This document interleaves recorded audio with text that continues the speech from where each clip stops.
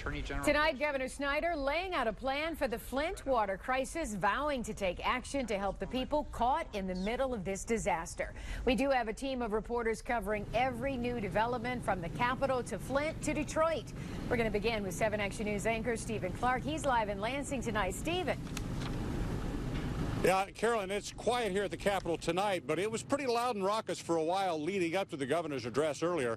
A small group of protesters made their voices heard outside, but had broken up and gone home before the governor was even done. In that address, the governor promised truth and transparency, but he started with a personal message. To you, the people of Flint, I say tonight, as I have before, I am sorry and I will fix it. Governor Snyder beginning his State of the State speech tonight with an apology. Government failed you, federal, state, and local leaders, by breaking the trust you placed in us. I'm sorry most of all that I let you down. You deserve better. You deserve accountability. You deserve to know that the buck stops here with me. The governor also promised greater transparency and, most importantly, the truth.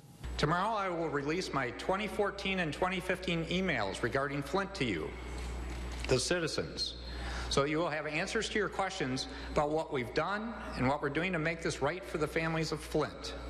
For those whose mistakes contributed to this disaster, we are fully cooperating with investigations and will hold those individuals accountable. And let me be perfectly clear to all of state government. And in situations like this, they must come to my desk immediately, no delays, no excuses, period.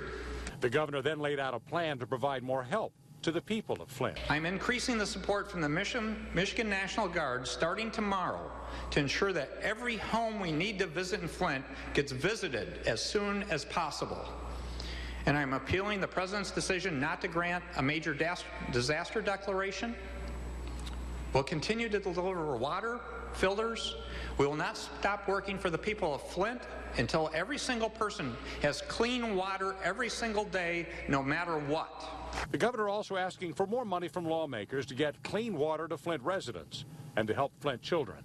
We need to make sure this never happens again in any Michigan city. The speech lasted roughly 45 minutes, with half that time devoted to Flint. When he moved on to talk about the auto industry, social media was quick to criticize. One woman tweeting, he needs to talk less about steel, more about lead. Our Team 7 coverage continues now with 7 investigator Jim Kirchner live outside the Capitol here, where that crowd gathered earlier tonight to protest the governor's speech. Jim? Yeah, and Stephen, you know they were outside here in the cold. Only staffers, invited guests, and media allowed inside the Capitol building. You had to check in, you had to get one of these and wear it around your neck. So the protesters made a lot of noise outside here, and it worked. A crowd this big has not gathered in Lansing against this governor since he proposed and got past another hot issue, right to work.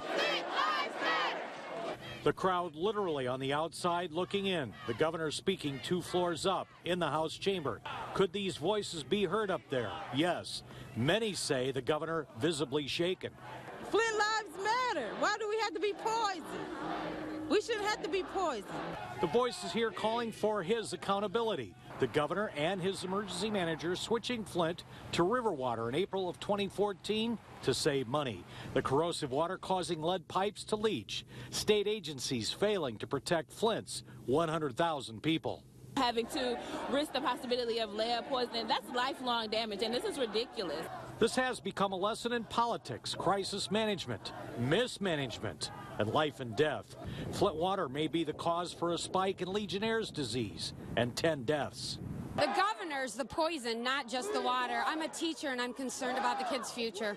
It's being discussed in school, real-time civics. These voices calling for Snyder to resign. That is not happening, or be arrested and put in jail. The governor has known for months that there's a problem with the water system in Flint. Detroit schools, the second major crisis, drowning in debt, and the future up to a Lansing fix. The 2 issues have become kindred spirits. And a guy from Flint reached me with a hug and said, I can't believe you're all the way from Detroit. And I said, we've got the same stuff, the same struggles. Now, you heard the governor say to respond to his critics, he will release his email about the Flint water crisis. That will happen tomorrow. My sources up here tell me it's the equivalent of about a ream of paper, several hundred pages, and it is revealing. We'll be on that for you tomorrow. Stephen? All right, Jim, thank you so much. Our team coverage continues now with Simon Shaquette. He watched the governor's speech with the residents of Flint who have to live through this dangerous crisis. Simon? Stephen, the governor was speaking directly to the people of Flint tonight, and one family watching the speech with us says simply they're not buying it. I take full responsibility to fix the problem so it will never happen again. Governor Rick Snyder focusing on Flint's water crisis, but his State of the State address falling short for Tisha Houston and her 10-year-old son, Caden. I think him blaming other departments is a bunch of baloney. He is the boss. He has the final say-so, and I'm quite sure it came across his desk and he shooed it aside. Snyder is now promising to release all emails detailing what went wrong, leading to the White House issuing a state of emergency. Tomorrow I will release my 2014 and 2015 emails regarding Flint to you. But through a parent's eyes, the people of Flint were let down for 2 years in a manner that is criminal. The stakes so high, the new Flint mayor had to meet with the president today. He said he's going to release emails, but I don't think it's going to be the emails that we want, that we know about. Snyder's apologies and pledges to hold people accountable for health hazards that sickened kids were to be expected, says Tisha. But bottom line, the governor's own appointed emergency manager saved money by exposing kids to harmful, toxic lead water. The water is smelling bad and it starts turning brown and stuff. Mama used to always come in from work and say this house stinks and stuff. As far as solutions, yes, millions more in funding will help, along with new faucets for schools. But long-term, the cost of replacing Flint's broken infrastructure is unknown, just like the medical problems kids could see down the road. I believe my family is impacted because we bathed, we drank, we did everything in that water. I mean, thinking that, okay, this is water that's running from the faucet, that is okay for us. Like I said before, my uncle had Legionnaire's disease. And then, too, with the kids, we won't know how it affects them until down the line. Tisha wants the governor to ultimately step down, but she knows that won't happen. Her next plea is for him and others responsible to somehow go to jail. Live in Flint, Simon Shaquette, 7 Action News. All right, thank you, Simon, for that live report. Today, Flint's new mayor took her battle for more federal money straight to the president. This new video shows Karen Weaver walking into the White House. She met with President Obama, who has already declared a federal emergency in Flint. Mr. Obama vowed to continue to support state and local officials as they respond to the Flint water. We are now continuing to follow that breaking news we told you about at the top of this newscast. We are expecting a massive sick out tomorrow at the Detroit Public School District. In fact, several Detroit schools are already closed. And tonight we're learning the governor's speech is partly to blame. Detroit schools are in a crisis. The Detroit schools are in need of a transformational change. Too many schools are failing at their central task of preparing our young Michiganders for a successful, rewarding life. Teachers are upset and angry that while the governor acknowledged a problem in the district, he did not offer any specific solutions tonight. 7 Action News reporter Aaron Baskerville has that part of our Team 7 coverage. Aaron?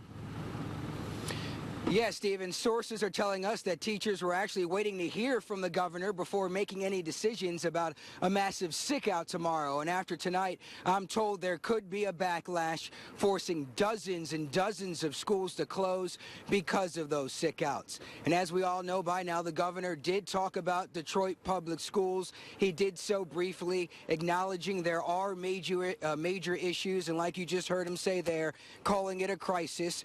We had the chance to watch the speech with Phil Fisher, a union rep at his school, a member of the Detroit Federation of Teachers, an instructor for 24 years in DPS. He tells me he was disappointed at the lack of bullet points and specifics on how to fix these issues. He wanted the governor to talk more about local control. Teachers, of course, have held sick outs in recent weeks, demonstrating against building conditions, crowded classrooms, and wages. They're operating right now under an emergency manager and a $515 million debt. Was it a waste of time, you listening to the governor's speech tonight? Definitely was. called it the State of the Obvious address. He had a lot of points for Flint and the water crisis, as he should. But I would have liked to have heard a couple points at least about what we're going to do with Detroit Public Schools. It's the funding, or is it more about the debt, or is it more about better governance and leadership, because the leadership we have right now is definitely inadequate. Is it safe to say that the teachers are not done trying to prove their point and get their message across? We're not done. The message obviously hasn't gotten across from what I heard tonight. You know, it's in his mind, but they're not ready to really act yet. But we are. You heard it right there. A lot of these teachers are ready to act starting tomorrow. A lot of these sick outs that could happen tomorrow, they're a grassroots effort. They are not union sanctioned. But according to the union, there will be a union sanctioned protest tomorrow at 4:30 in the afternoon or sometime around then outside of the auto show. You can bet we will be there to bring you all of that coverage to see what happens with these teachers starting tomorrow and tomorrow afternoon. But for now, let's send it back to you in Lansing. Stephen? Yeah, he'll be there at the same time the president also for that protest. You can count on 7 Action News on air on wxyz.com and on your mobile device for all the latest developments in the Flint water crisis as well as the Detroit public school crisis.